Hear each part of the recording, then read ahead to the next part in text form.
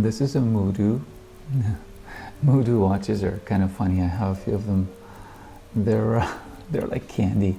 You can't stop getting them. They're affordable and they're kind of neat. Nobody really knows exactly who made them, and but it's a confusion about these things, but they are neat. This one is a Mudu Double-Matic with a 25 joule movement.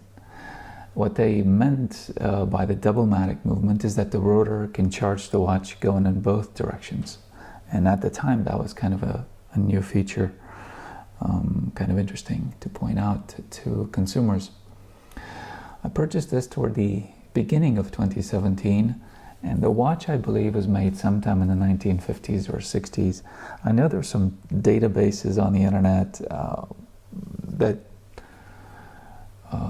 promise to offer detailed information about Mudu watches based on the serial number, but yeah, first of all, I can't even find the serial number on this watch, so I don't, yeah. Anyway, my best guess, it's sometime in the 50s or 60s. Judging by the dial design, I would say more 50s than 60s, but yeah, I don't know for sure.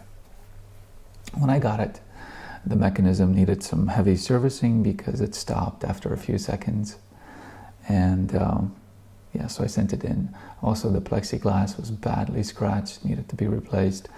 The body is pretty scratched and worn, so this was gold plated, of course, to start with, but yeah, the gold plating is kind of worn off by now. I don't like it though. I mean, not that I don't like it. I'm sorry.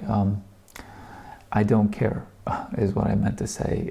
It's a Mudu watch, and so they're kind of neat to have, and I like the way they sound. I like the way it sounds when the rotor charges the watch. It makes this neat clicking sound, just so yeah. It's also got an interesting band, which I believe is original, and it came with it, and I will show it to you. It's this mesh, but it's kind of an interesting mesh, which I haven't seen another mesh like it. And it's got a clasp, a clasp sort of on the back that allows you to adjust the band and then to also lock it on your wrist.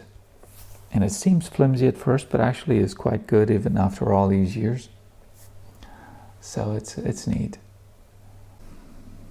Oh, an interesting thing that I had to do to the watch was to file its crown. Now, I could have replaced it, but I chose to keep the original crown since the watch had it. But I did have the watchmaker sort of file indentations in it because it was so worn down that you couldn't even adjust the time anymore. So I needed to do something in order to be able to actually use it and work the watch. Yep. Well, that's it. Thanks for watching.